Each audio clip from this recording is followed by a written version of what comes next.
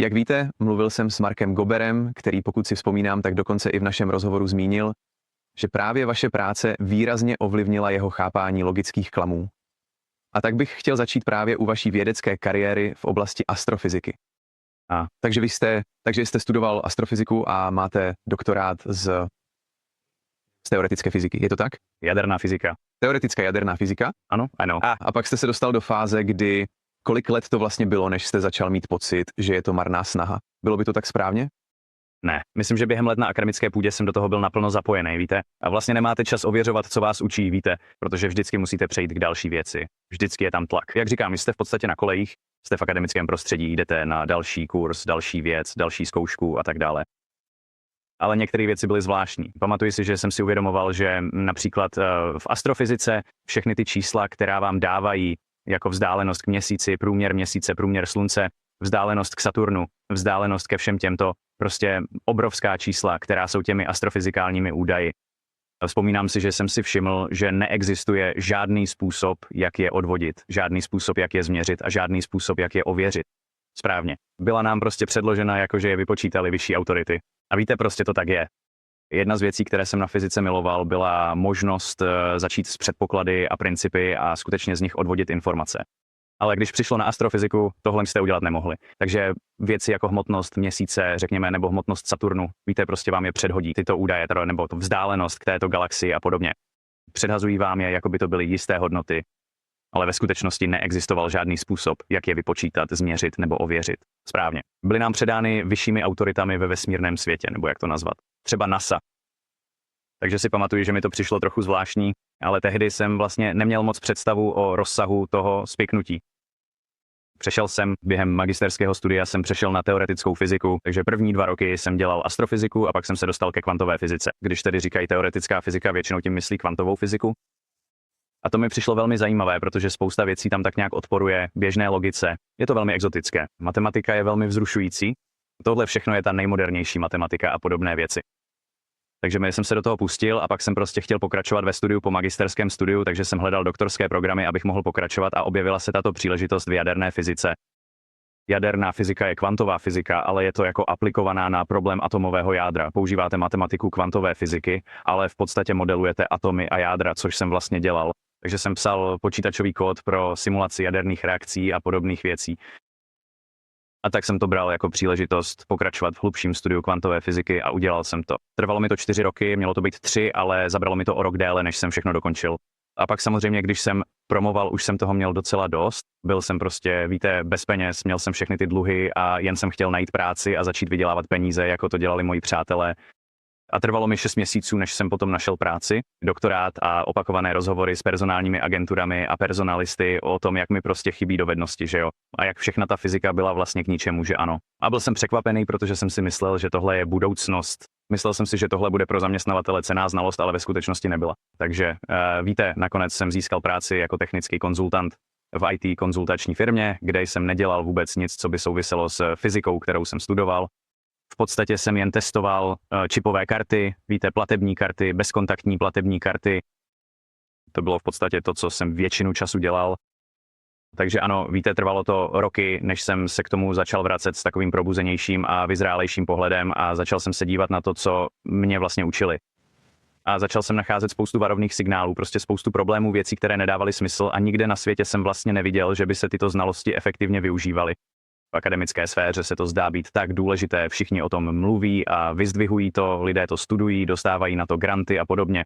Když ale akademickou sféru opustíte, kde jsou ty výsledky? Víte, co vlastně vytvářejí, co staví, jaké problémy svými teoriemi řeší? A já jsem nenašel vůbec nic.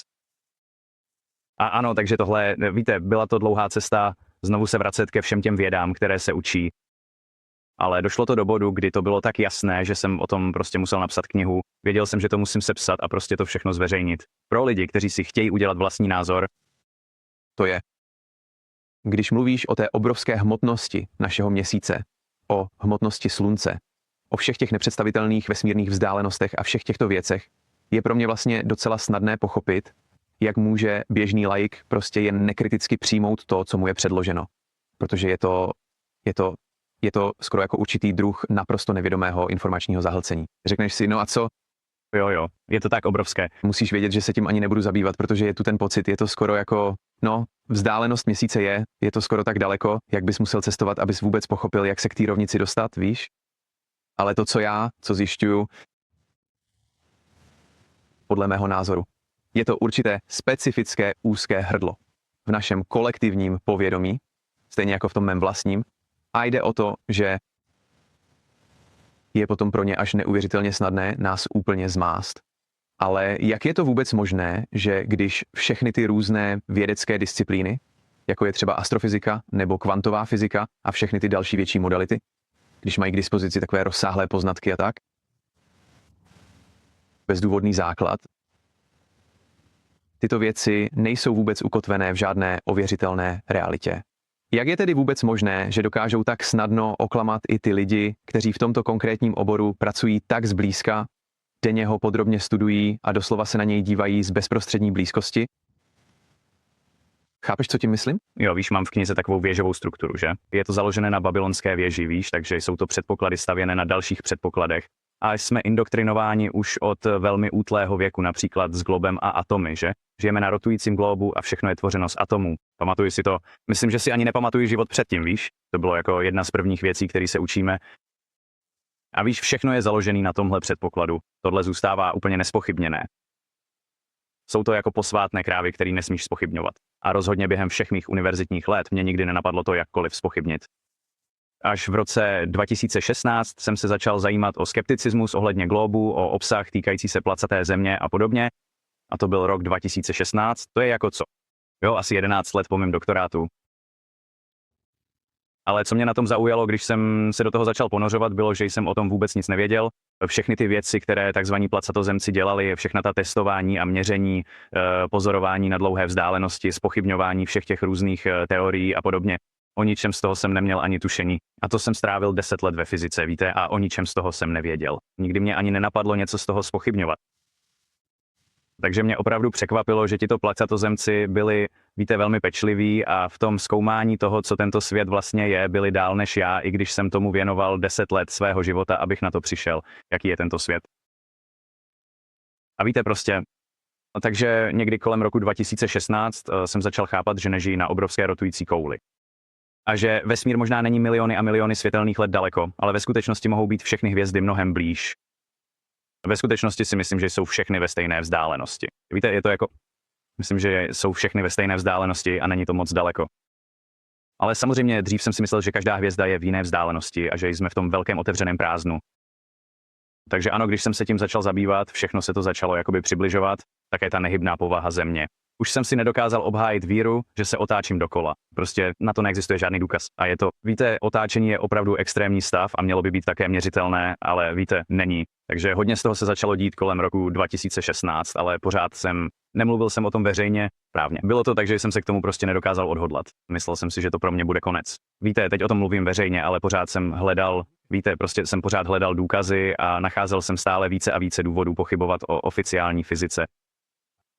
A nebylo to až víte, trvalo to asi 8 let, než jsem s tím skutečně vystoupil, protože jsem těch 8 let strávil tím, že jsem si všechno ověřoval. Jo. Nebyl jsem podvedený a nebyl jsem nijak oklamán ani nic podobného. Ale bylo to jen víc a víc důvodů. Ale to je opravdu dobrý postřeh, protože když sám začnu o něčem pochybovat, podívám se na to a řeknu si, že je tam tolik děr, potenciálních děr v tom, co intuitivně nějak chápu, asi se toho dotýkám. Jo? Že ta představa, že bych s tím vystoupil dřív, vystoupit a mluvit o něčem dřív, než máš všechno ověřené a vyvážené, je děsivé, protože jo. Je to, víš, tribalismus je skutečná věc, je to v naší DNA, nebo co to vlastně je. Co bylo, pamatuješ si, co byla ta poslední kapka, kdy jsi řekl, bože můj, my nejsme na rotující kouli. Vlastně ne. Myslím tím, protože, jednou z prvních věcí, na které jsem se díval, bylo těch 200 důkazů od Erika Duveta. Já neviděl jsem to. Dobře. Takže je to docela zdlouhavá věc. Prochází je velmi rychle. Jako 200 jednotlivých důvodů, proč nežijeme na rotující kouli. Ale bylo to založené na knize s názvem 100 důkazů. Země není rotující koule, to je zhruba o 100 let starší. Myslím, že to bylo napsáno někdy v 80. letech 19. století nebo tak nějak. Takže on v podstatě vzal tu knihu, prošel všechny důkazy a přidal asi 100 dalších. A na začátku zdůrazňuje, že jich mohlo být 300, mohlo jich být 400. Existuje prostě tolik způsobů, jak to ukázat. Každopádně to bylo jedno z prvních videí, které jsem viděl a viděl jsem ho několikrát. Viděl jsem spoustu tisků, takže jsem to vnímal z různých důvodů. Ale tehdy jsem byl na Havaji, takže teď už žiju na Havaji 2,5 roku, což K čemuž se mimochodem chci dostat. Ty učíš a alchymistickým způsobem tvoříš hudbu. audio, alchymie, jo. Takže na Havaji to bylo zvláštní, protože když si vezmete globus na Google Earth a otočíte ho na Havaj, víte, Havaj a Nový Zéland jsou téměř na celé polokouli sami. Přesně tak. Můžete otočit globus tak, že bude vidět jenom oceán, ale tady bude Nový Zéland a tam Havaj. To znamená, že celý zbytek světa, všechny ostatní země, kromě Havaje a Nového Zélandu, jsou na druhé polovině. Přesně tak. Přesně. Jo. Jo.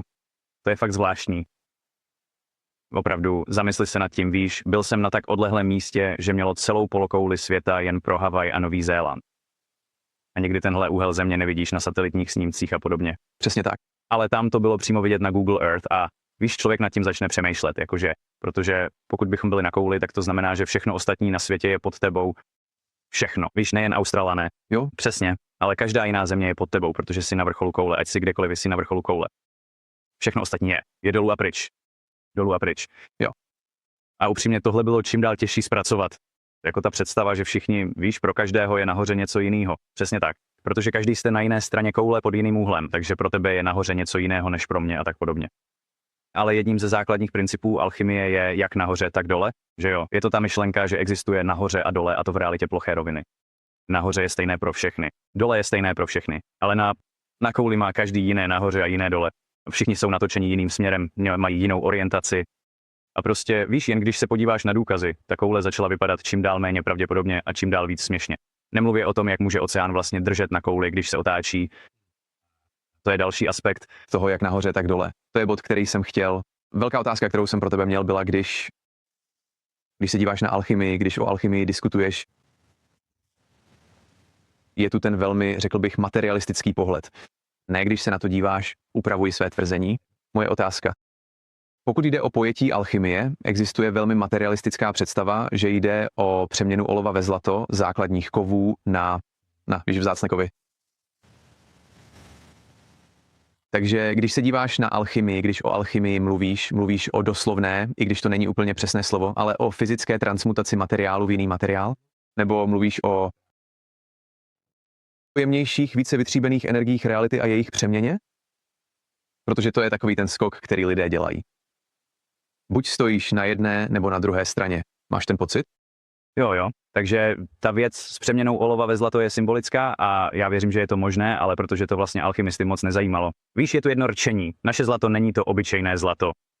Myslím, že to řekl Paracelsus, možná se pletu, ale je to slavné alchymistické rčení. A co to znamená je, že zlato, o kterém alchymisté mluví, není to zlato, díky kterému se lidé chtějí zbohatnout. Přesně tak.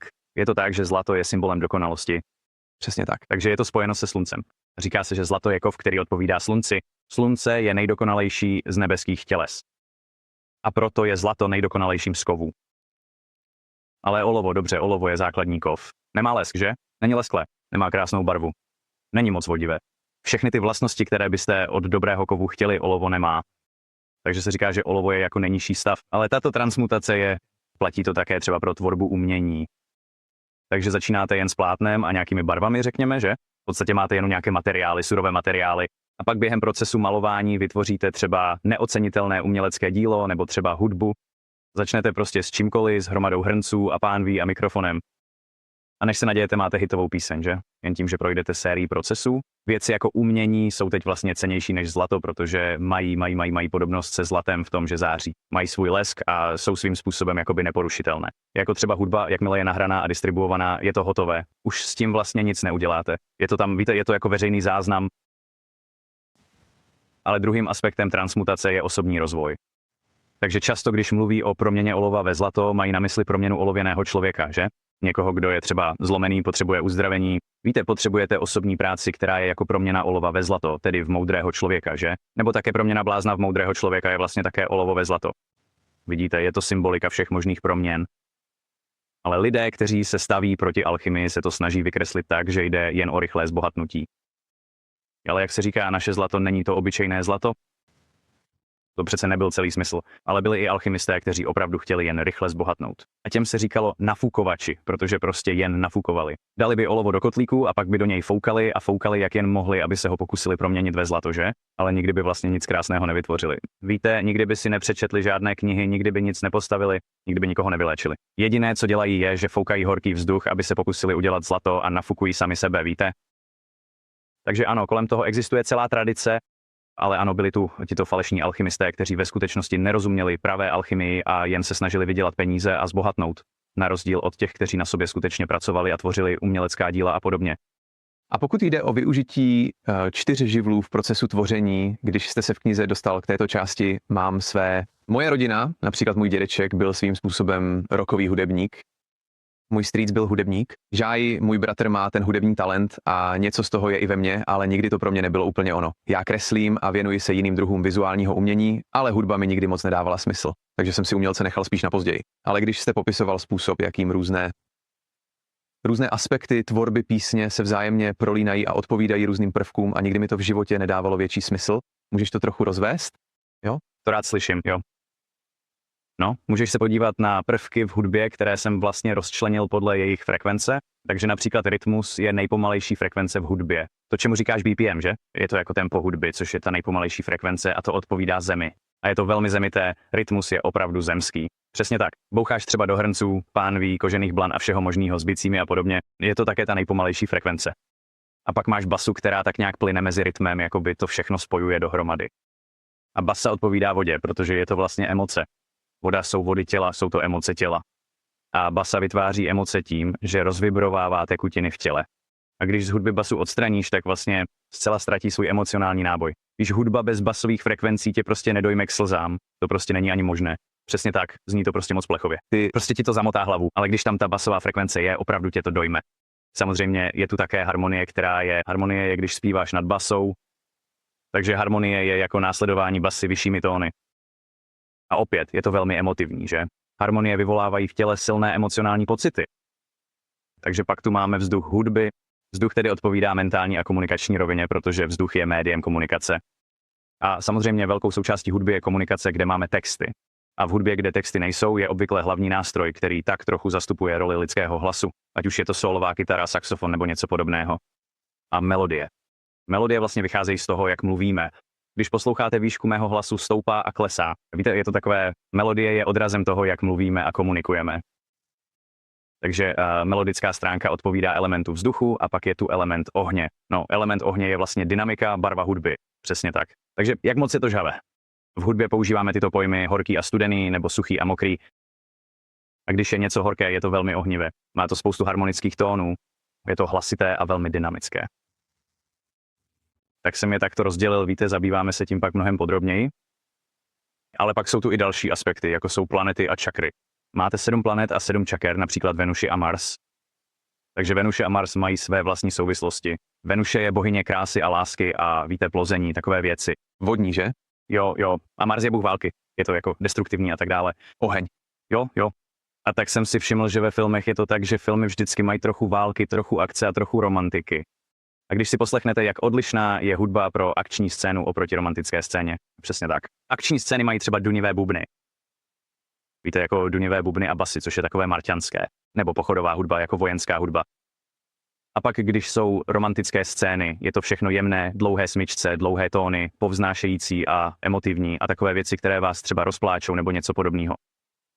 Takže různé planetární vlivy mají v sobě různou hudbu a Venuše a Mars jsou dobrým příkladem. Je to jako mužský a ženský princip. Máte věci jako Merkur, který je celý o komunikaci a mysli. Takže hudba, která je možná techničtější nebo elektronická, nebo víte, techno a podobné věci, možná více. Spíš jako Merkur. Ale všechny tyto věci můžete ve své kompozici smíchat dohromady. Ale takhle jsem to začal rozdělovat, víte, z hlediska 7 světel, 4 živlů a 3 principů jako tělo, duše a duch. Takže víte, i každá hudba má tělo, duši a ducha. Jako když vezmete notový zápis, například, víte, jak jsme si dřív kupovali hudbu na papíře, kde byla melodie a bas, že ano? Máme tam jen melodii a bas, pravá ruka a levá ruka pro klavír. Ale nebyly by tam bicí, nebyly by tam, víte, efekty nebo něco takového. Je to doslova jen melodie a bas, protože to je duše té písně. To je to naprosté, víte, úplné minimum, které potřebujete k rozpoznání písně. Musíte znát noty melodie a noty basu.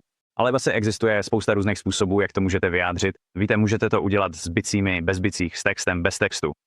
Můžete to udělat rychle, můžete to udělat pomalu, můžete to zahrát v mol, můžete to zahrát v dur. V podstatě máte nekonečnou tvůrčí svobodu v tom, jak píseň vyjádřit. Ale jádrem duší písně je melodie a bas. To je to, co jí vlastně dává identitu, víte?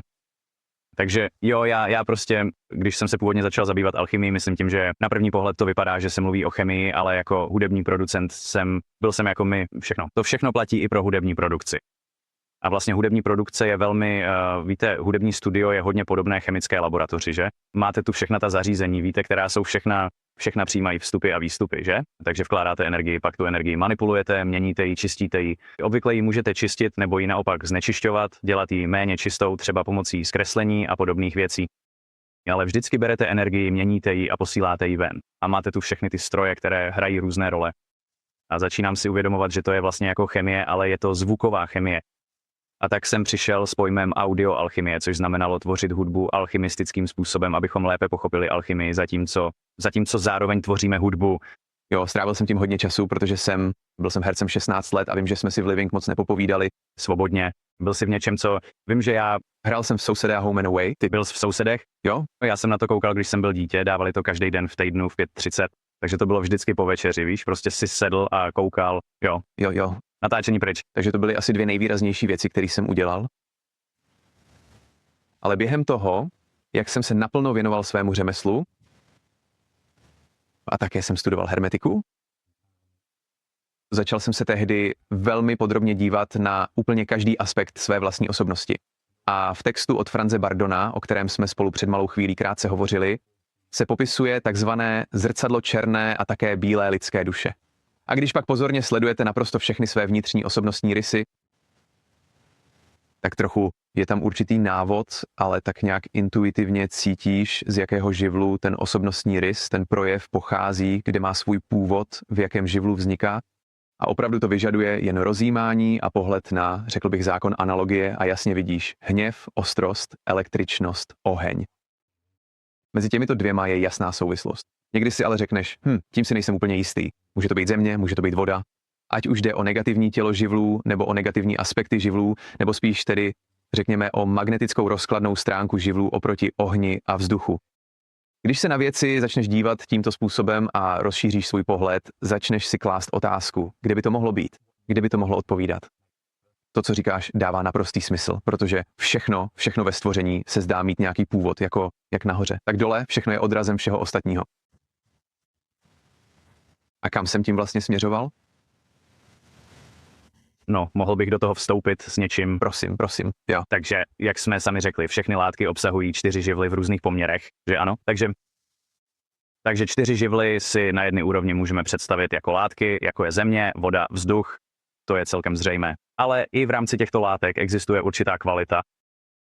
Vlastnosti země, vlastnosti vzduchu, vlastnosti vody. A jedna z věcí, kterou jsem si o tom nedávno uvědomil a která to pomáhá vysvětlit, je, že když vezmete například dřevo se neroztaví. Nemůžete ho rozstavit správně. Je to jako když vezmete suchý kus dřeva nebo něco podobného, když se ho pokusíte rozstavit, prostě se rozpadne. Ale když vezmete jakýkoliv kov, ten se rozstaví. Když mu dáte dostatek tepla, změní se na kapalinu a pak můžete ten kov nalít do formy a on přijme tvar této nádoby. A to je princip vody. Tohle s dřevem udělat nemůžete.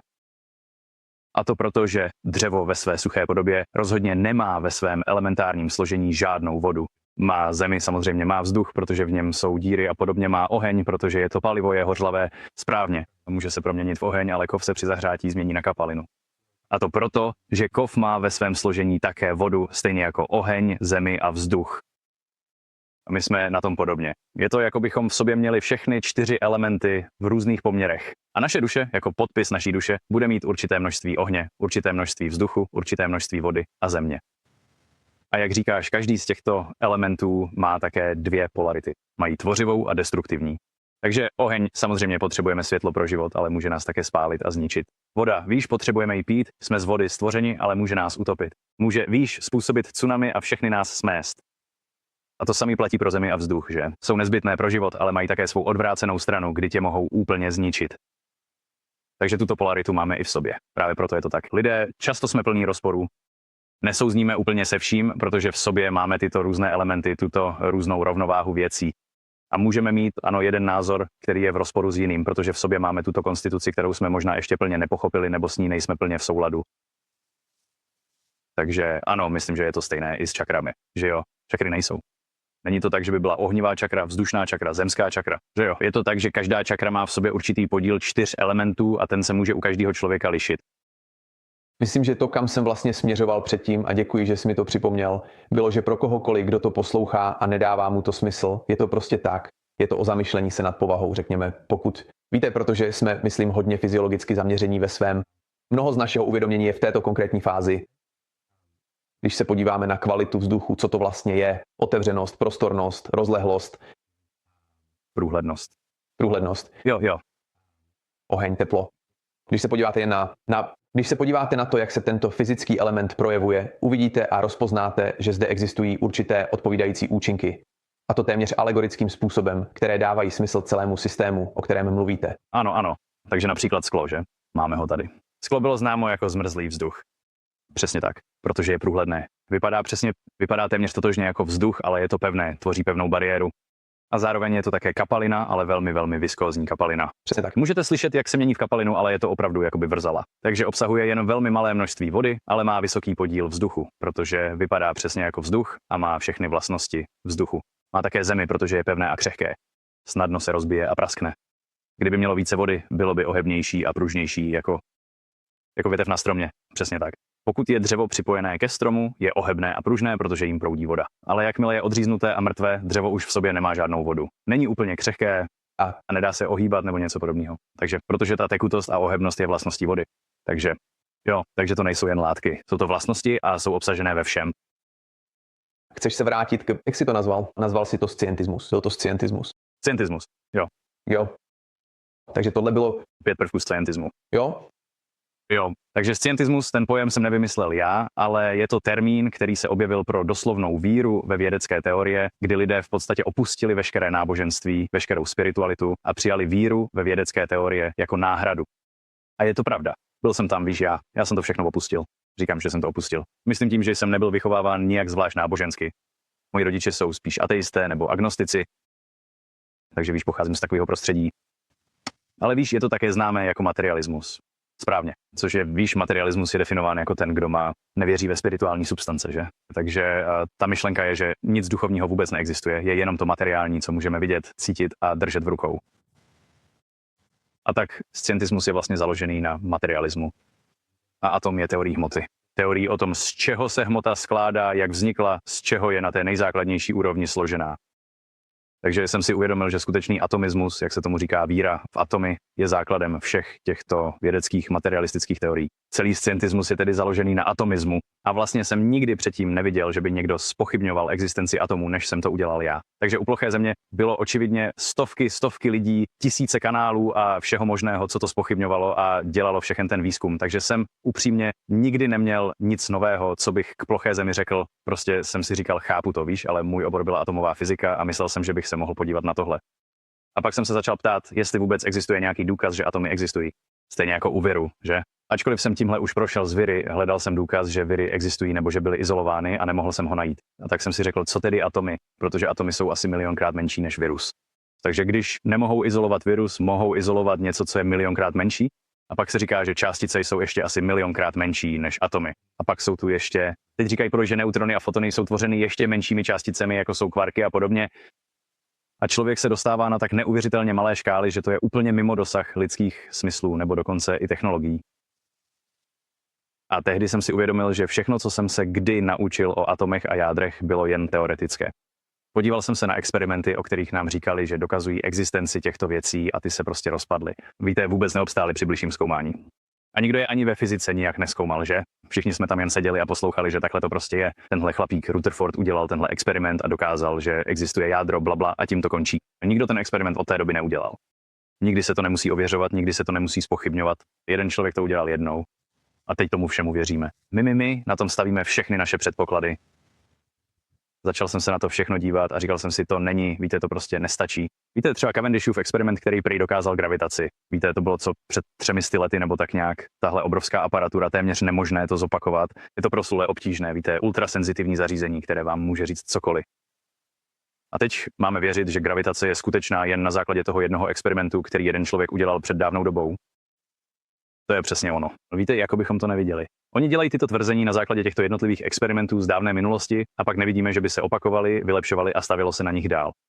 Stavíme všechny naše myšlenky a předpoklady na tom jednom experimentu. Takže Zajímá mě, kde se ti tyto věci v hlavě rozpadají, protože jsem zase mluvil s Markem Goblinem. Mluvil o logickém klamu viru. Není izolovaný. Nemůžeme ho držet, nemůžeme ho pozorovat, nemůžeme ho držet v ruce. Takže by bylo hloupé jen předpokládat, že existuje a chápat, že je tam spousta proměnných ve hře. Nemáme všechny proměnné pod kontrolou, tak jak vůbec můžeme tvrdit, že to je na 100% to, co se děje, ale například egregor, ten také nemůžeš držet v ruce, ale můžeš vidět jeho účinek, jako když přišel covid. Stalo se to, že ano.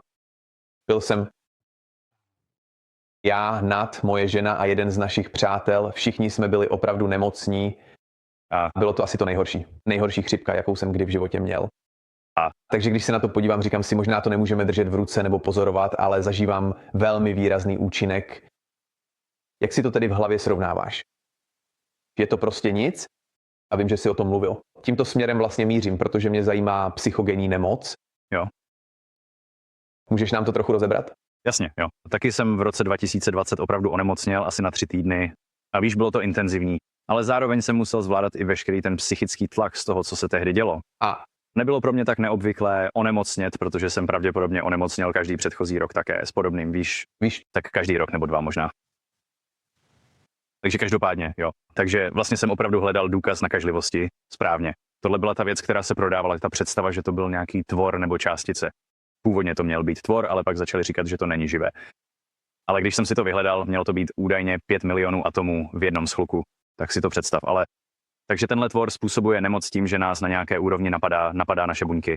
Ale nejen to, je přenášen vzduchem jako částice a pak se sám rozmnožuje v dalších lidech a podobně. Takže tohle je vlastně to, co je potřeba dokázat, víš?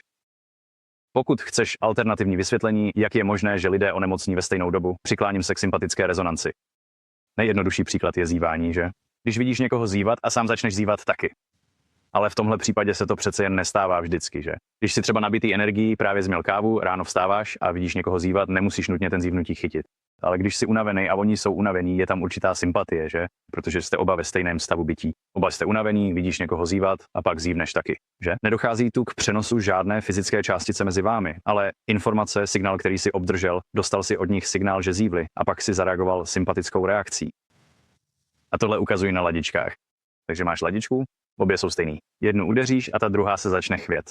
Ale když je jedna, byť jen o trochu kratší než ta druhá a uděláš to, vůbec se nerozechvěje, že? Musí být stejně dlouhé. Jinými slovy, musí být ve stejném stavu, aby mohly být navzájem sympatické.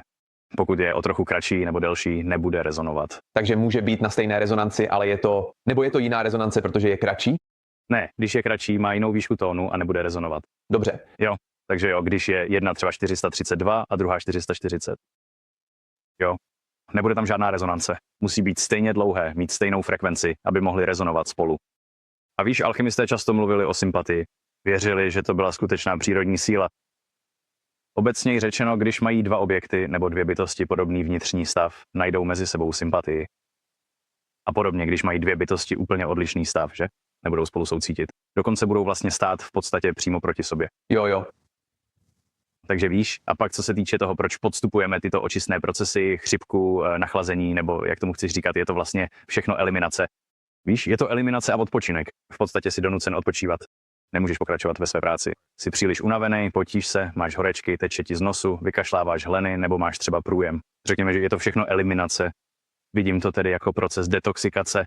Je to jakoby všechno, co máš v těle zanesené, bylo čištěno a řízeno nějakou tělesnou inteligencí. Protože to nejsme my, kdo se rozhoduje. Víš, není to tak, že bychom si řekli, teď dostanu chřipku, že jo. Je to, jako by se to prostě stalo, když tělo usoudí, že je ten správný čas a tělo může ten signál dostat od ostatních lidí kolem. Takže tvoje žena onemocní, víš, a ty onemocníš taky. Jo. Ale stále prostě neexistuje žádný důkaz o této přenosné částici. A to je důležité. Ale samozřejmě si uvědomuji, že lidé onemocní. A víš, hodně lidí během covidu opravdu vážně onemocnělo a nikdy se nepopíralo, že jsou nemocní. Otázkou byla příčina té nemoci. Takže v případě, že se právě snažíš najít nějaké důkazy, víš, někteří z vás to zmínili, je to ten védský pojem neti? Neti. Jo, Alec a Mike o tom docela dost mluví. Jo, To jsem neřekl. jo. Ty si to nezmínil. Mark to taky říkal a já jsem myslel, fajn, tahle skupina je si navzájem sympatická. Není to tohle. Ne, že by to bylo proto, abychom zjistili, co to je. Ale zdá se, že nikdo netvrdí, co by to mohlo nahradit. Takže pokud Je tvůj názor, že viry prostě neexistují, protože na to není důkaz? Nebo je to jenom tak, že důkaz zatím není? Možná teprve přijde? jo, já nevěřím, že vůbec existují. Myslím, že kdybys měl dostatečné přiblížení, zvětšení, určitě bys mohl najít nějaké malé kroužky na svých mikroskopických preparátech. Ale nejsem přesvědčený, že jsou to nějaké bytosti, které existují jenom proto, aby způsobovaly lidem utrpení. Prostě tomu nevěřím. Duchové v krvi. Jo, ano, vyvinuli se z prapůvodní hmoty jen proto, aby nás dělali nemocnými a nešťastnými. Ne, tomu vůbec nevěřím. Ale zjistil jsem, že hodně lidí, kteří tomu věří, vlastně nechce převzít žádnou odpovědnost za své zdraví. Přesně tak, protože je tu s tím virem přichází i narrativ oběti. Takže když jsi teď nemocný, není to tvoje chyba, není to nic, co bys udělal ty, není to tvůj životní styl, nejsou to tvoje léky, ani tvoje lékařská léčba. Byl jsi napaden neviditelnou bytostí a jsi prostě oběť. A proto já také ne. Jo, prostě si nemyslím, že je to zdravý přístup ke svému vlastnímu zdraví. A samozřejmě to tím pádem dává veškerou moc do rukou lékařům, očkujícím a všem ostatním, místo aby si převzal sám za sebe. Jo, to je věc, kterou si pořád nedokážu sám v sobě srovnat. Je to, jako bys měl tyhle odvětví, virologii, vakcinologii, stejně jako astrofyziku. Asi prostě úplně nechápu, jak každý člověk, vlastně to není každý člověk. Promiň, to jsem přehnal. Jak lidé mohou strávit, jedna žena strávila 40 let ve virologii studiem něčeho, na co neexistuje žádný důkaz. Jo, já tomu nerozumím. Nechápu, protože pak mám pocit, že přece musí existovat nějaký základ toho, co studují. Musí být nějaký důvod, proč tahle konkrétní žena pokračuje už 40 let ve studiu něčeho. Jo? Říká se tomu financování. Aha, jo. Já Myslím, že bys to nedělal, kdybys byl nezávislý. Přesně tak, tohle jsem si uvědomil, když jsem odešel z univerzity. Chtěl jsem být prospěšný ostatním lidem, ale nic z mého vzdělání pro ostatní nemělo žádnou hodnotu. Přesně tak. Je to tak, že když dostáváš finance, myslíš si, že to, co děláš, má hodnotu. Ale když jsi jen nezávislý člověk, který se snaží prosadit ve světě, víš, existují vůbec nějací nezávislí virologové? existují nezávislí vakcinologové. V jakém smyslu? Byl tam jeden chlap v Austrálii, myslím, i když možná vlastně nebyl nezávislý, byl tam jeden. On vytvářel vlastní vakcínu, aby, myslím, konkuroval AstraZeneca, Pfizeru nebo jakékoliv jiné, která neobsahovala mRNA technologii. A dostával na to financování, ale najednou mu všechno financování bylo prostě odebráno. Takže nevím, jestli s tím pokračoval, jak si říkal. Ale u někoho takového si říkáš, je to jenom čistě o penězích, je to ten hlavní motiv. Chci udělat tuhle věc, abych vytvořil produkt, který budu prodávat. Jakože to dává naprostý smysl. Ale přijde mi těžký tomu uvěřit. Není těžké tomu uvěřit, ale přijde mi to méně pravděpodobné, protože si myslím, že si natolik cením pravdy, že by bylo tolik lidí, kteří by se něčemu věnovali s takovou vervou nebo důsledností, co vlastně nic nepřináší jenom kvůli penězům. Jo, zmínil jsi tam taky astrofyziku. Jasně. Hlavní rozdíl mezi astrofyzikou a něčím, jako je virologie, je, že astrofyzika nic nedělá, nic ti nepíchne do těla. Přesně tak. Zatímco virologie je základem pro vakcíny. Takže víš, já jsem teď potkal lidi po celém světě, kteří byli vakcínami hrozně zraněni. Že jo? To je prostě hrozné. Myslím, že je tu prostě spousta různých nemocí, problémů, příběhů a úmrtí a všeho, co lidé zažili. Je to hrozné, ale je jasné, že ne každý, kdo si vezme vakcínu, tím prochází. Jo? A tak se říkalo, že možná 2/3 vakcín proti covidu byly placebo a já bych tomu docela věřil, protože lidé, kteří dostali placebo, řekněme, a neměli žádné nežádoucí účinky, se stávají šampiony té vakcíny. Jakože já jsem jí měl a cítil jsem se skvěle, že jo? A tak to potřebuju lidi, kteří řeknou, podívejte, já jsem jí měl a jsem v pohodě, podívejte se na mě, můj život je skvělý. Vzal jsem si ji, víš, poslechl jsem, udělal jsem, co mi bylo řečeno a všechno je v pořádku. A takže ano, existují zlé důvody, proč by lidem dávali také netoxické vakcíny.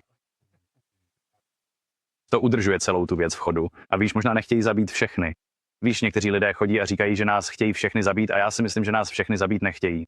Je to postupný, je to, čemu říkají democida, že ano, chtějí snížit počet lidí v určitých demografických skupinách na určitých místech. A víš, je to všechno velmi cílený. Jako ve Velké Británii jsme dostali tyhle modré dopisy do schránky s předem objednaným termínem na naši vakcínu, jako v nákupním centru. Takže ne v nemocnici, ne v ordinaci lékaře, ale v zatraceném nákupním centru asi 30 kilometrů od mého domu. A každá jednotlivá dávka byla individuálně očíslovaná a opatřená čárovým kódem.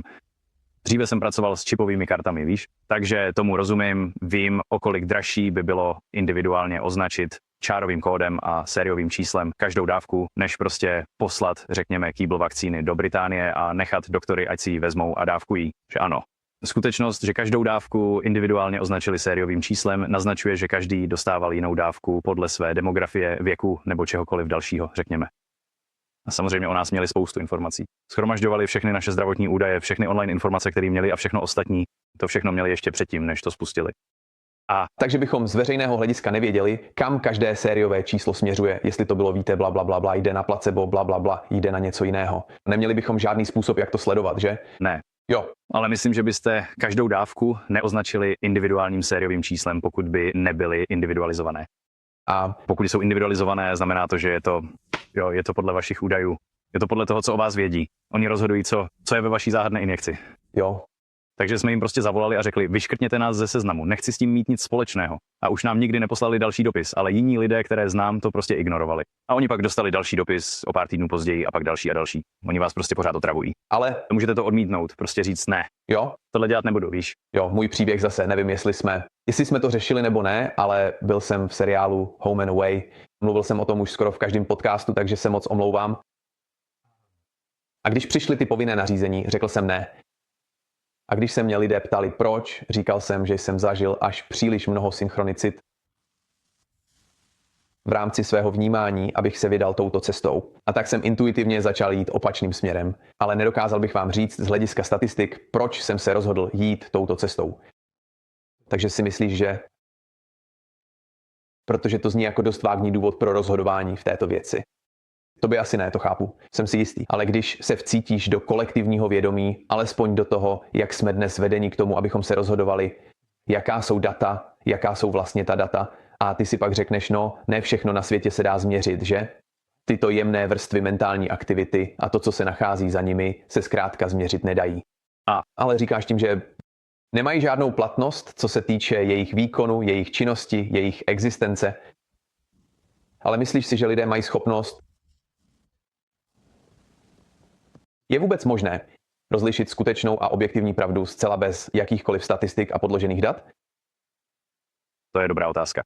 Nejdřív jen chci říct, že můj život běží na synchronicitě a už dlouho to tak je. To je vlastně můj hlavní průvodce životem. Každý den zažívám několik synchronicit a to mě prostě vede, víš, takže si nemyslím, vím, že je těžké to někomu jinému vysvětlit. Ty si prostě jako, no jo, pořád vidím tohle číslo, když dělám tohle a víš, dostáváš všechny tyhle ty odrazy, které tak nějak potvrzují tvoje volby. Abych se však vrátil k tvé původní otázce. To, co se mi podařilo zjistit, je hluboké pochopení základních principů, že? Takže když rozumíš základním principům problému, data vlastně nejsou důležitá, protože data v podstatě jen potvrzují ty základní principy. Můžeš uvést příklad? No. Pokud například pochopíš, že nikdy nebylo prokázáno, že virus existuje, pak jsou všechna data o tom, jestli vakcíny pomohly chránit lidi před tím virem, irelevantní, že? Je to jako kdybys neřešil základní problém, což je, nejdřív mi dokáž, že ten virus existuje, než mi ukážeš data, která dokazují, že tvoje řešení na ten virus je účinné. Všechna ta data jsou prostě bezvýznamná, dokud není existence té věci skutečně prokázána. Takže protože je v tomhle, řekněme, antivaxerském hnutí tolik vnitřních sporů, že? Protože někteří lidé stále věří na viry a někteří ne. A dokonce i v komunitě, která nevěří na viry, jsou teď všechny tyhle ty spory ohledně duchovních věcí, že? Protože někteří z těch, co nevěří na viry, jsou materialisté, že? A někteří z nich jsou duchovně založení lidé. Takže teď se mezi sebou všichni hádají, i když se shodnou na tom, že neexistuje žádný důkaz o virech. Takže víš, oni si vždycky najdou způsob, jak lidi rozdělit, i když si myslíš, že jste zajedno. Ale jo, takže otázka viru úplně přebíjí všechna data o vakcínách, že? Protože je to tak, že musíš nejdřív dokázat základ, na kterém stojíš, než mají ta data vůbec nějaký smysl. Víš, takže to je jen jeden příklad. Ale znovu, jako třeba v astrofyzice, všechny ty údaje o hvězdách a vzdálenostech ke hvězdám a podobně, je to tak, že si ještě neprokázal teorii gravitace. Takže všechny tvé výpočty jsou založené na teorii gravitace a na tomhle čísle, velkém G, které získáváš z fyziky, a proto je všechno tak daleko, že? Protože používají gravitaci k tomu, aby v podstatě modelovali celý vesmír. Takže V podstatě to znamená, že Země má gravitační sílu, která drží hvězdy na místě? jo. Nebo no, všechno má gravitační sílu. Takže všechny hvězdy, všechny planety a všechno ostatní mají svou vlastní gravitační sílu, která je jakoby drží pohromadě v tomhle obrovském, víš, vesmíru. Takže všechny vzdálenosti, které vypočítali nebo na které přišli, jsou založené na téhle teorii gravitace. Ale pokud samotná teorie gravitace nebyla dostatečně prokázána a všechny jejich výpočty jsou tedy sporné, pak žádné množství dat, které vytvoří, vlastně není užitečné, pokud základní předpoklad nebyl pevně prokázán. Takže říkám, že principy jsou důležitější než data. Pokud rozumíš principům něčeho, pak na datech vlastně ani nezáleží. tady se vede spousta těchto debat. Je to jako jít ke skutečnému základnímu principu celé debaty a zjistit, jestli byl ten princip prokázán, protože všechno ostatní je irelevantní, dokud to nezjistíš. Dokud se k tomu nedostaneš, víš. Takže spousta těchto moderních teorií je postavena na vratkých základech, zatímco u alchymie, víš, oheň, země, vzduch a voda, to je docela legitimní, jak jsem říkal, to jsou nejreálnější věci, které máme. Ale pak ta shoda těchto věcí. No, tím chci říct, že to jsou fyzické projevy základních elementů, ale ty mnohem jemnější vrstvy ohně, vody a těch dalších dvou prvků už nejsou na první pohled tak zřejmé. Ne, jo. Takže je pro lidi mnohem těžší je pochopit nebo uchopit. Pokud jde o gravitaci, tohle je poměrně dobře zdokumentované a mám nějakou představu o tom, jaká je, řekněme, námitka proti teorii gravitace. Ale můžeš nám to trochu rozebrat? V alchymistickém smyslu to souvisí s hustotou, že? Je to tak? No, hustota ano, ale to je právě to, co by řekl zastánce ploché země. Jde o hustotu a vztlak. Takže například vzduchová bublina vyplave na hladinu vody, zatímco, víš, cihla bude plavat, bude klesat ke dnu. Přesně tak. Podle hustoty to buď stoupá, nebo klesá. Ale alchymisticky si myslím, že je to něco víc. Ve skutečnosti se to dá vysvětlit snadněji. Takže máš 4 elementy, jsou symbolizovány trojuhelníky. Už jsi ty trojuhelníky viděl. Takže oheň a vzduch jsou trojuhelníky směřující nahoru. A pak země a voda směřují dolů, protože tak se pohybují. Voda a země padají dolů, oheň a vzduch stoupají nahoru. Vidíme to například u horkovzdušných balónů, že? Horkovzdušné balóny vzdorují gravitaci. Jak mohou vzdorovat gravitaci jen pomocí vzduchu a ohně? Jen vzduch v balónu s trochou tepla. A úplně tím vzdoruje gravitaci. Takže si myslím, že to, co se děje, víš, ten toroidní pole. správně. Takže myšlenka toroidního pole je, že energie přichází dolů. A energie zároveň stoupá nahoru. Je to jako obojí. Jablko, ano. Takže si myslím, že to, čemu říkáme gravitace, je tendence země a vody padat dolů. A pak je tu ještě, ale existuje také lehkost, což je tendence ohně a vzduchu stoupat nahoru. A obojí se děje současně. Je to takhle. Existuje vektor směřující nahoru a vektor směřující dolů, oba probíhají současně. A to nejen v závislosti na hustotě, ale i na elementárním složení. Takže oheň a vzduch nahoru, voda a země dolů. Teď by někdo mohl říct, proč voda a země jdou dolů. Je to elektromagnetické, elektrostatické nebo něco jiného. Ale Aristoteles by řekl, že elementy se vracejí sami k sobě. Takže voda padá dolů a vrací se k vodě. Ty vezmeš šálek vody z oceánu, ta si najde cestu zpět ke zbytku vody. Stejně tak se země vrátí zpět k zemi. Oheň stoupá nahoru tam, kde je nebe, a vzduch také. Takže vlastně Newtonova teorie gravitace je jen rovnice, kterou zapsal. On ji ve skutečnosti neodvodil. Jaké je to druhé slovo? Není to odvození. Myslím tím, prostě s tím přišel. Je to postulát, který postuloval. A pak byla tato rovnice použita k vytvoření modelu celého vesmíru na základě toho, že tato rovnice popisuje síly mezi všemi tělesy ve vesmíru. A problém je, že to prostě nefunguje. A jedním ze způsobů, jak můžete matematicky tak nějak dokázat, že to nefunguje, je otázka horizontální gravitace. Takže pokud hmota vytváří gravitační pole, mělo by to dělat i horizontálně, nejen vertikálně.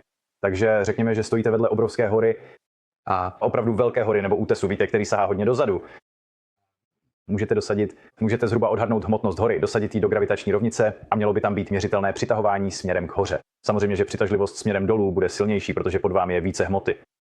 Ale mělo by. Pokud jste vedle velké hory nebo v jeskyni nebo něco takového, hluboko pod zemí, měla by tam být gravitace, která vás táhne, víte, horizontálně nebo nahoru. Pokud jste pod zemí, je nad vámi spousta, jako kamene. I tím směrem by měla být gravitační přitažlivost. A to by šlo změřit citlivou elektronikou. A prostě nikdy to nebylo změřeno. Správně. Je to jako... Takže víte, to je to, co jen jeden ze způsobů, jak o tom můžete mluvit. Ale je tu také malé g. Víte, malé g 9,8 metrů za sekundu na druhou z fyziky. No, to funguje pro většinu inženýrských účelů. Správně. Víte, to malé g, gravitace. A je to jen konstanta, která vám umožňuje převést hmotnost na sílu. Ale to velké g, gravitace. Velké G je také ve svobodném zednářském symbolu to velké G. Já netuším, zda tam je souvislost. Měl jsem to za kabalistický písmeno G. Jo, číslo 7 a tak. Jo, nevím, jestli to má něco společného s gravitací upřímně, ale je to, víš. Jo, to tam bylo, říkají tomu velké G.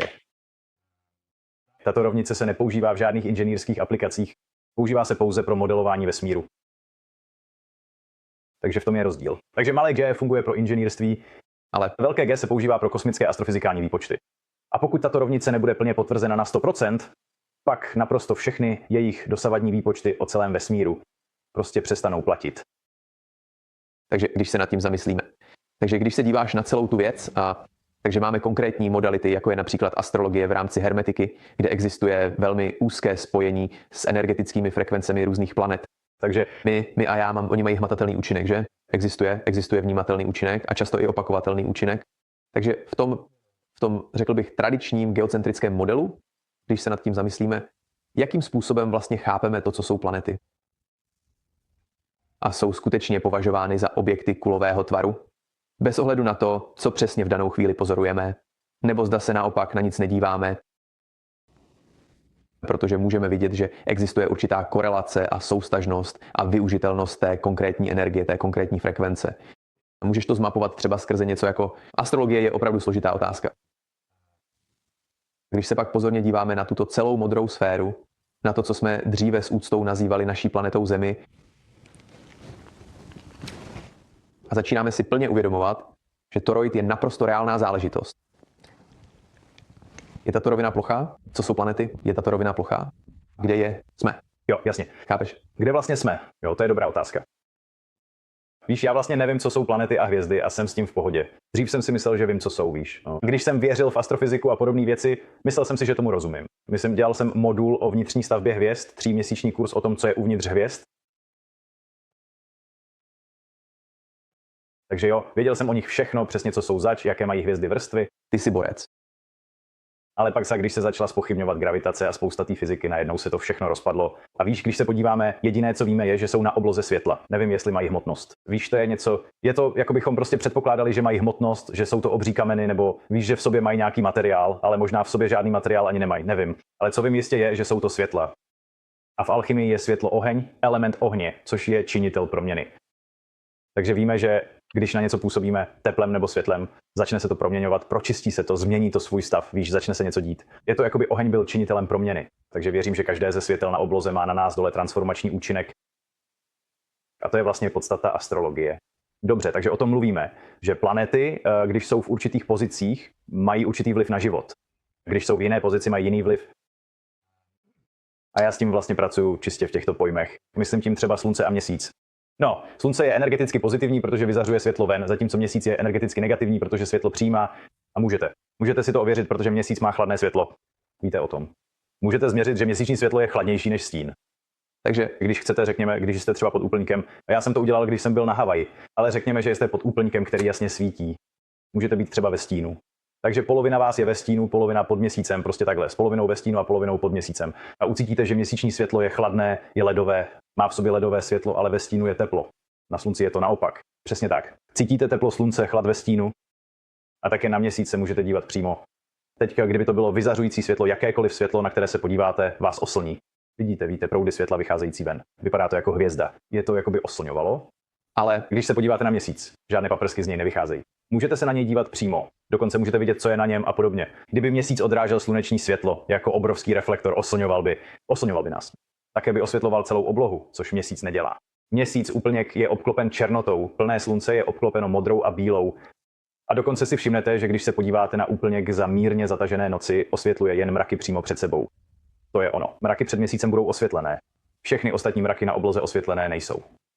Takže mezi Sluncem a Měsícem je velmi odlišná energetická kvalita, pokud jde o to, co světlo dělá.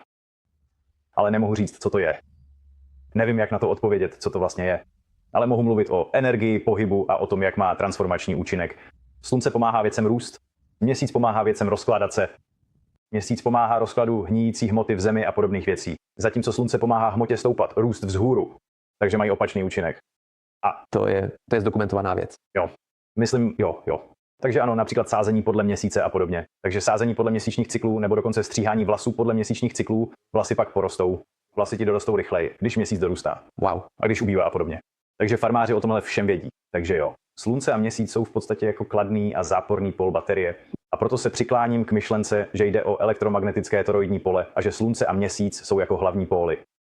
A pak planety, no, ty jsou jiné než ostatní hvězdy, protože bloudí, říká se jim bludné hvězdy, protože ostatní hvězdy se pohybují jen po pevných kruzích, ale víš, Mars, Venuše, Merkur, Jupiter a Saturn bloudí a pohybují se po obloze tam a zpět a nahoru a dolů.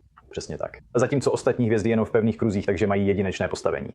A ve všech starověkých alchymistických uměních jsou vždy přítomné 12 znamení zvěrokruhu a 7 nebeských těles.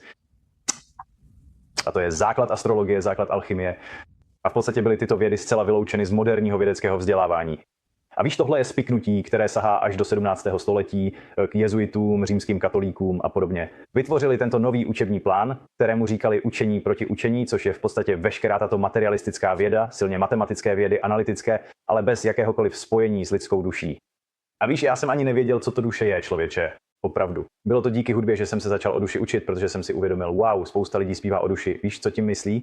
Lidé mluví o své duši, zpívají o duši, mluví o tom, že prodali svou duši. Víš, soulová hudba, všechny tyhle věci. Ale prvních 25 let svého života jsem strávil ve vědě. Říkal jsem si, co to sakra je duše? A jsem o tom vůbec nic nevěděl. Jo. Protože jsi byl mnohem více naladěný na svou mentální kapacitu než na cokoliv jiného. No, ona byla ze vědy odstraněna. Takže například alchymie je zaměřená na lidskou duši. Astrologie je zaměřená na lidskou duši. Teurgie, což je další věc. Víš, alchymie, astrologie a teurgie. Teurgie je jako umění obřadu a rituálu. To nás také nikdo neučí. Všechno je to zaměřené na lidskou duši. Takže to byly považovány za okultní nebo skryté vědy. A pak zavedli tuto materialistickou vědu a to je to, co se dnes učí na univerzitách. A není tam žádná duše, žádný duch, žádný bůh, jenom atomy síly. Tak jsem se tě chtěl zeptat, kde si myslíš, že naše zaměření na empirismus začíná přinášet klesající výnosy? A myslím, že to je asi částečně ta odpověď. Jak to myslíš? Promiň, jak to myslíš? Jakože... Myslím tím, pokud vycházíme jenom z věcí, které v současnosti dokážeme změřit. Možná používám slovo empirismus špatně, ale myslím tím zaměření na empirická data a informace, věci, které můžeme pozorovat, což, jak se na to dívám já, a možná se v tom mýlím, se zdá být tím naprosto dominantním zaměřením v celé naší kultuře. Možná ani ne, ale... A vlastně to není špatný postřeh, vlastně vůbec ne. Ale mám pocit, že se často setkávám s mnoha pohledy, které se zdají být zbavené povědomí o věcech, které nemohou změřit, vidět, cítit nebo držet v ruce. A tak moje otázka, kterou jsem na tebe měl, je, kde tohle nacházíš v rámci, myslíš tím scientismus? Ani nevím, jak tu otázku přesně formulovat, ale jde mi o to, v jakém bodě začne zaměření pouze na to, co můžeme změřit, brzdit náš rozvoj? No, nejsem si jistý, jestli to náš rozvoj skutečně brzdí. Když vyrůstali jsme a měli jsme na sobě vrstvy a vrstvy systémů víry a předpokladů, které nám byly vnuceny a které jsme přijali v dobré víře, protože jsme předpokládali, že odborníci a vědci dělají svou práci správně a že se starají o zbytek lidstva. A pak přišel rok 2020 a my jsme si uvědomili, že to byla naprostá fraška. Mýlili jsme se, když jsme si mysleli, že ti lidé mají všechno vyřešené a že jim skutečně záleží na našem dobru a na všem ostatním. A všechno se to prostě začalo hroutit. A tak teď vzniklo celé to hnutí za pravdu. Je to jako, víš, před rokem 2020 to u mnohých z nás vypadalo, jako bychom prostě jediné, na čem nám záleželo, byla zábava, prostě najít si tu nejlepší věc, která nás zabaví. Ale teď je to tak, že lidé chtějí vidět skutečnost. Skutečnou věc, skutečnou pravdu. A víš, já vlastně ani, co se týče ploché země a podobně, ani po lidech nechci, aby věřili, že země je plochá. Jediné, o co žádám, je odpoutat se od toho, co vám bylo řečeno, rozumíš? Bylo vám řečeno, že jste na obrovské rotující kouli. Jen na chvíli odložte tu víru a začněte se dívat na důkazy. To je všechno, víš? A tak víš, často jsme staveni proti sobě. Mi docela často píšou zastánci kulaté země. Prostě víš, že jsou tak naštvaní a emocionální a víš, nadávají mi všelijakými jmény, nazývají mě podvodníkem a nastrčenou osobou a podobně. A já si říkám, proč se kvůli vědecké diskuzi tak rozčilujete? Víš, je to legitimní vědecký problém, jako třeba žijeme na rotující kouli nebo ne? A lidé to prezentují, jako by to bylo směšné. Jsi směšný už jenom proto, že o tom přemýšlíš. Protože nám byl předložen emocionální proud, do kterého máme skočit. Jo. Když je to jako, že to prostě nemůžeš a já nemůžu. A přemýšlím, pokud jde o tyto druhy paradigmat, kdo je vytvořil, kdo je v tuto chvíli vlastně reguluje. Myslíš si, že skutečně existují? Jsou tam venku lidé, kteří velmi dobře znají celou tu skutečnost a přesto z nějakého naprosto nepochopitelného důvodu stále udržují tuhle možnou lež. A z jakého důvodu? Jo, myslím, že to je dobrá otázka. Z jakého důvodu? No, zdá se, že existuje. Víš ten koncept inverze, že jo? Takže jedna z věcí, který si začneš uvědomovat, když se dostaneš k pravdě, je, že lež není to něco původního. Lež je jen inverzí pravdy. Že jo? Takže plochá, nehybná rovina, rotující koule jsou jako inverze jeden druhého, že jo? Je to jako... A tak jo. Se velmi často stává, že je samotná pravda úplně převrácená. A říká se, že zlo jako takové není schopno samo o sobě vytvořit vůbec nic dobrého. Takže prostě vezme to, co původně stvořil Bůh a pak to celé jenom převrátí nebo nějak zdeformuje. A víš, to jsem se naučil již před mnoha a mnoha lety a postupem času jsem zjistil, že je to opravdu skutečně velmi užitečné a dobré životní pravidlo. Víš, dává to smysl. Je to jako, když je někdo zlý, jak by mohl vytvořit něco dobrýho a krásného? Musel by k tomu použít někoho jiného. a ty. Vidíš to v hudebním průmyslu, že? Takže máš zlé lidi, kteří řídí hudební průmysl, ale co potřebují je mladý talent, který jim podepíše svou duši a pak mohou tento mladý talent nasměrovat k tomu, aby tvořil dobrou hudbu, která v sobě ale stále nese zlý vliv. Že ano? Takže máme všechnu tu skvělou hudbu. Ti hudebníci byli skvělí. Víš, oni jsou prostě hudebníci. Chtějí prostě jen hudbu.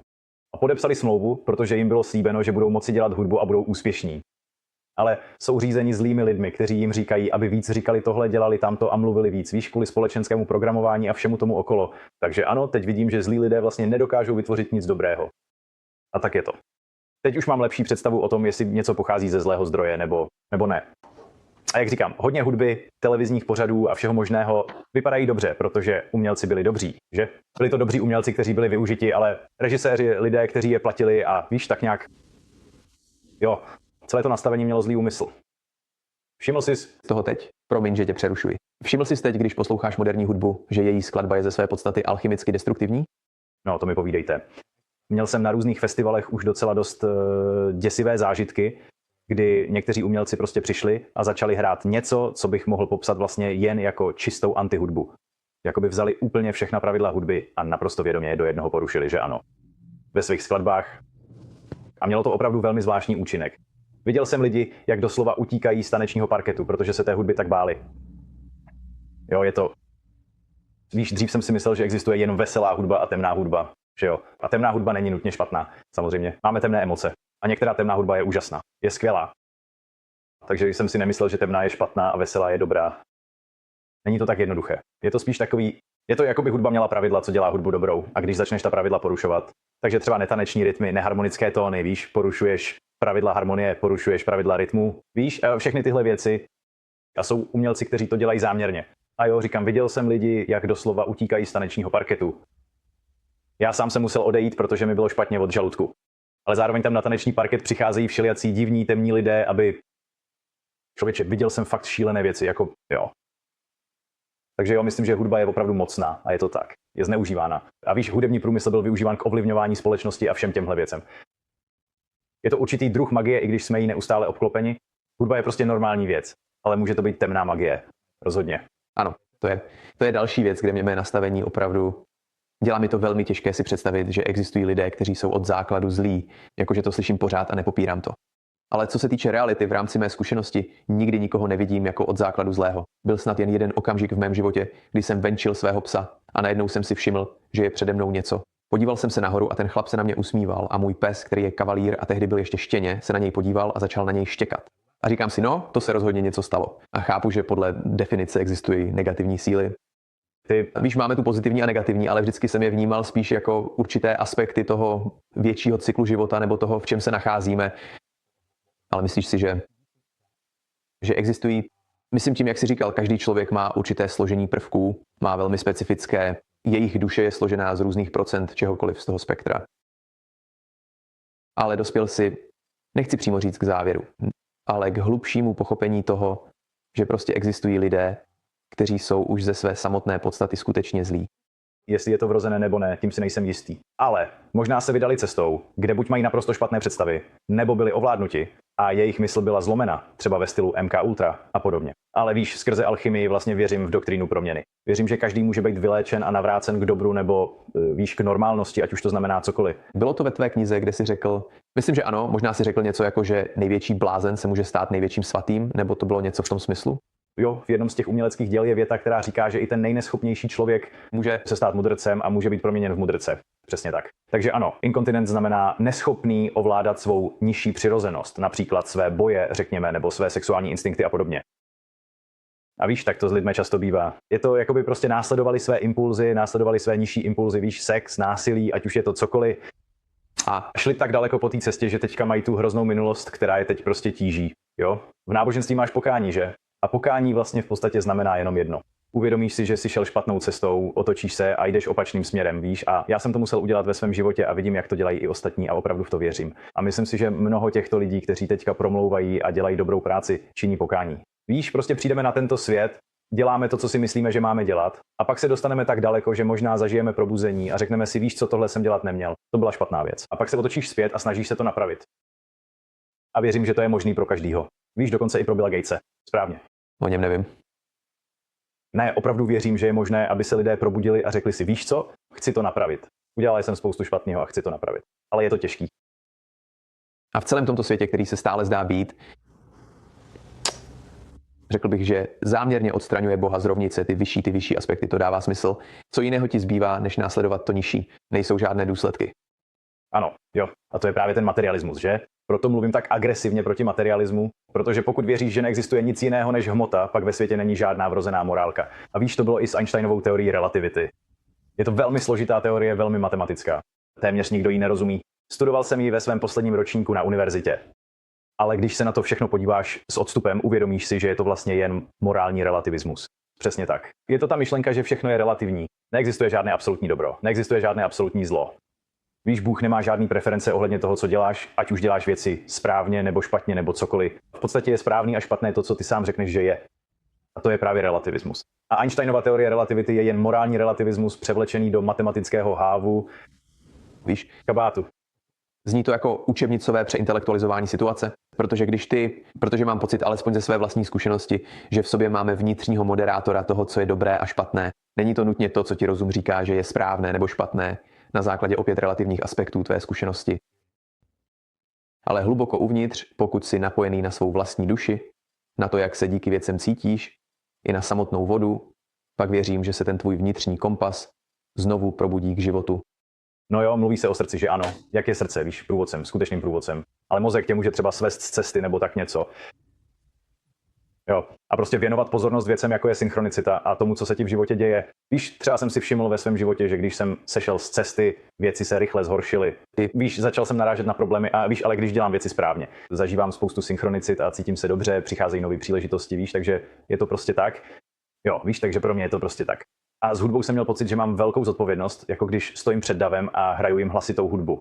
Cítil jsem zodpovědnost tvořit hudbu co nejharmoničtější, nejkrásnější a co nejlépe naladěnou, opravdu správně naladěnou. A v průběhu let se moje hudba tímto směrem opravdu ubírala. Takže jsem začal ladit na 432 Hz a víš, to je právě to, kdy se vlny přesně spojují dohromady, místo aby se rozcházely, jako je tomu u standardního ladění.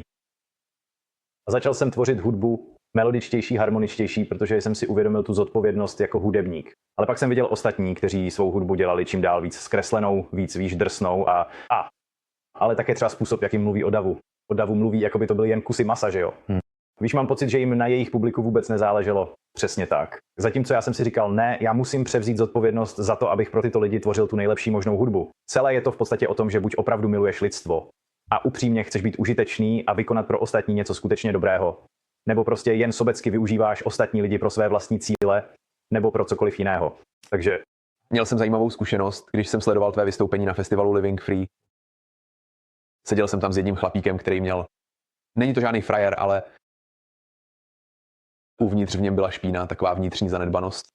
Dalo se to cítit. A vycházel jsem s ním dobře, ale když poslouchal tvou hudbu, a vlastně obvykle, nikdy jsem na to vlastně nereagoval. No, na elektronickou hudbu jsem nikdy moc nereagoval, není to můj styl, ale když jsem poslouchal tu tvoji, říkal jsem si, tohle je fakt dobré. Dokázal jsem to. Byla v tom taková plynulost pocitu, mohl jsem se do toho ponořit a nějak mi to neubližovalo. Víš, ty chápeš určitě, jak to myslím, v tom bylo něco zvláštního. Ale tenhle chlap měl vážný problém. Jo, on chtěl utéct. Byl jako, ach jo, a doslova několikrát řekl, do prdele Ježíši. Protože byl muzikant, ale byl spíš na rock a tohle jo, takovým vlastně trochu hrubší a mnohem ostřejší. Jo, jasně, přesně tak. Stránka hudby. A trpěl, když to poslouchal. Jo. No teda, doufám, že byl v pořádku. Ne, byl v pohodě. Bylo to jen to, jo. To je zajímavý postřeh. Jiné, jo, může to být úplně jiné, než cokoliv, co kdy kdo slyšel. Víš, moje hudba se vlastně nevešla do žádné z kategorií hudebního průmyslu. To bylo ono. To je jeden z problémů, na které jsem narazil. Snažil jsem se vytvořit nový žánr a problém byl v tom, že hudební průmysl ho vlastně neuznával. Takže jsem skončil mezi žánry, víš, vlastně se to nikam pořádně nehodilo. Co bylo co? Jak bys svůj žánr nazval? Původně se to jmenovalo psychedelické breaky, takže myšlenka byla, že je to inspirované psychedelickými zážitky, ale z breakbeaty, takže se tomu původně říkalo psychedelické breaky. Ale pak se to začalo rozrůzňovat, jak jsem tvořil hudbu, různé tempa a různé styly a podobně. Takže teď už ani nevím, jak to nazvat. Je to prostě headflux. Teď už mám asi 9 hodin hudby, takže je toho dost, do čeho se lidé mohou ponořit. Jo, to je fakt super. A tvoje kniha se jmenuje Fool's Wisdom. A k tomu všemu. Navíc ještě úplně i toto. Také. A vlastně si ji vydal ven na apríla. Apríl. 2024? Jo. Asi jsem na tom mohl pracovat ještě trochu déle, ale opravdu jsem to chtěl vydat právě na ten den. Takže ta první verze, která vyšla, byla trochu laxní, co se týče překlepů a gramatiky, ale pak jsem vydal druhé vydání. To některé ty věci zpřesnilo později během roku. Je to i u té audioverze? No, u audioverze to není tak špatné. Hlavně jde jen o gramatiku, víš, vylepšení gramatiky ve druhém vydání a jen pár drobné chyby tu a tam, ale nic příliš zásadního. Jo? Žádný ze svých argumentů jsem neměl špatně, ale... Jo, opravdu se mi to líbilo, protože to sám namlouváš, že? Ano. Ty... Četl jsi to? Jo. Na audio. Kde tedy lidé najdou tu audioverzi? Je to na Audible a na Amazonu. A víš, vím, že spousta lidí má s Amazonem problém, ale chtěl bych k tomu něco říct. Mluvil jsem o někom, kdo žije svobodně. Spousta lidí nerada nakupuje na Amazonu. Ale dokud nebyl Amazon, nebylo pro lidi jako já vlastně možné vydávat knihy. Když se podíváš do historie psaní, tak to bylo tak, že původně psali jen králové, písaři, mniši a podobně, nikdo jiný. A když se to začalo otevírat, lidé, kteří psali většinu těch prvních knih, byli jako autorizovaní písaři, víš, od těch nejvyšších autorit. A dokonce i v 60. a 70. letech a tak dále, většina knih, které si četl, byla od autorizovaných autorů, víš, lidí, kteří byli financováni šora. Až když přišel Amazon, mohli lidé jako já skutečně napsat knihu a sami ji vydat. Vím, že Amazon možná není nejvíce etická společnost na světě, ale umožnila, víš, obyčejným lidem psát knihy a vydávat je, což mi přijde skvělé. Je to rozhodně krok správným směrem, co se týče rozšiřování povědomí. Jo. Ale pokud si ji nechcete koupit na Amazonu, můžete ji získat na mých stránkách Stephen Young UK a já vám ji i podepíšu. Ale ne, pokud jste v Americe, protože... Ty prostě nesnášíš Ameriku? Ne. Ty clá, jo. Právě jsem poslal hromadu knih do Ameriky a nikdy tam nedorazili kvůli clům, takže je to... Takže za to musí zaplatit další poplatek. Já nevím, prostě zmizeli. Aha. Jo, prostě zmizeli, nikdy tam nedorazili. Ale jo, takže a pak Audible, ano, a brzy skutečně vydám plody své práce. Takže celé mé životní dílo, to znamená veškerá má hudba, všechny mé prezentace, kniha, audiokniha, spousta dalších věcí. Plánuji to vydat někdy během příštího měsíce nebo tak. Wow. Jo. Díky, že jsi udělal čas a přišel sem, protože jsem si jistý, že je to naprosto pohlcující projekt. Jo. Ne, všechno se to dává dohromady, ale jo, díky, že jsi mě pozval, kámo. Byl to skvělý rozhovor. Jo. Jsem opravdu vděčný, že jsi na to udělal čas. To je super. Zase ty synchronicity, které se odehrály, bylo to tak, že jsem tě potkal na Living Free to je vlastně Coffs Harbour, že? Někde na východním pobřeží Austrálie. A ještě jsem o tvé práci vůbec neslyšel. A nakonec jsem zůstal přes noc v domě se všemi řečníky a měl jsem příležitost mluvit se 2 dalšími řečníky. A když jsem slyšel o některých tvých projektech, říkal jsem si, sakra, to by bylo super. A pak jsem si uvědomil, vzpomněl jsem si, že za asi 2 týdny budu ve Skotsku, tak jsem řekl, chceš se sejít? Jo, super. A pak, takže situace byla taková, že místo, kde jsem měl být ve Skotsku, se měnilo a bylo to jako, ach jo, další překážka. Ale pak se to nějak pořád dělo, pořád jsme se shodovali, jako by to klaplo a nakonec jsme byli nejblíž, co jsme kdy byli. Víš? Ty jsi doslova tady ve St. Andrews, ale já jsem tam chodil na školu a univerzitu, takže jo. Jo, zvláštní, ale super, kámo. Moc ti děkuju. Není zač. Rád tě zase vidím. Jo, taky tak. Jo, tak jo, mějte se, kluci.